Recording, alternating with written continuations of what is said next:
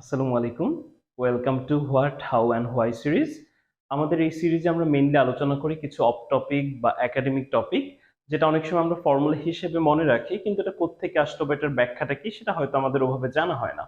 তো আজকে আমাদের এই সিরিজের মেইন কন্টেন্ট হচ্ছে কোনো কিছুর পাওয়ারে যদি জিরো থাকে তাহলে সেটাকে আমরা ওয়ান কেন বলবো, বা ওয়ানটা কোত্থেকে আসলো।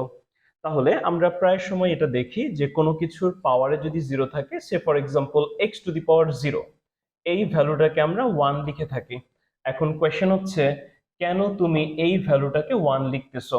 তুমি এটা হয়তো ফর্মুলা কিংবা ইনফরমেশন হিসেবে মনে রাখো, বাট আমি এটার কারণটা জানাতে যাচ্ছি যে কেন এটা ওয়ান হবে। তাহলে আসলে এক্সপ্লেন করা যায় যে কেন এই ভ্যালুটা ওয়ান হবে। তাহলে দেখো, আমি প্রথমে চিন্তা করলাম x⁻0, আমার টার্গেট হচ্ছে ভ্যালুটা বের করা। তাহলে x⁻0 সমান আমি লিখতে পারি x⁻m - m।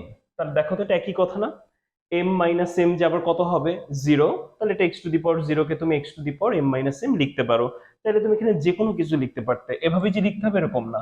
চাইলে তুমি x⁻2 - 2 লিখতে পারো, চাইলে তুমি x⁻y - y লিখতে পারো। তুমি এখানে যে কোনো একটা সংখ্যা থেকে আর একটা সংখ্যাকে বিয়োগ দিলেই হবে, অবশ্যই যাতে দুইটা সংখ্যা সমান হয়। কারণ সমান হলেই বিয়োগফলটা কত হবে? 0 হবে। তাহলে যে কোনো দুইটা সংখ্যাকেই তুমি বিয়োগ দিতে পারো, বাট মাথায় রাখবা ওই দুইটা সংখ্যা যাতে সেম হয়, যাতে বিয়োগফলটা 0 আসে। আচ্ছা, এখন তাহলে তুমি খেয়াল করো, এক্সপোনেন্ট বা সূচকের ধর্ম অনুযায়ী আমি এটাকে কি লিখতে পারি? x⁻m into x⁻m। কোন প্রপার্টি অ্যাপ্লাই করলাম একটু মনে করে দেখো। x⁻a প্লাস b এটা সমান লেখা যায় x⁻a ইন্টু x⁻b। তাহলে আমি সূচকের এই প্রপার্টি বা ধর্মটা অ্যাপ্লাই করলাম, করে আমি এই লাইন থেকে এই লাইনটা লিখতে পারলাম। এখন আবার তুমি খেয়াল করো, এখানে আছে x⁻m। x⁻m কে তুমি চাইলেই লিখতে পারো 1/x⁻m। x⁻m যে কথা, 1/x⁻m কিন্তু একই কথা। তাহলে এটা যদি আমি 1 এর সাথে গুণ দিয়ে লিখি এভাবে, x⁻m ইন্টু 1 মানে x⁻m, নিচেও থাকতেছে x⁻m। তাহলে যেহেতু ওপরে এবং নিচে সেম সংখ্যা বা সেম টার্ম, তাহলে এটা কেটে যাচ্ছে। তাহলে কেটে এখানে কত থাকবে? 1।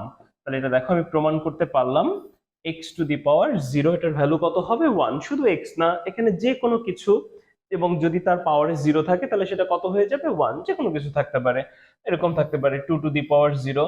তাহলে আমরা সেটাকে কত লিখতে পারবো?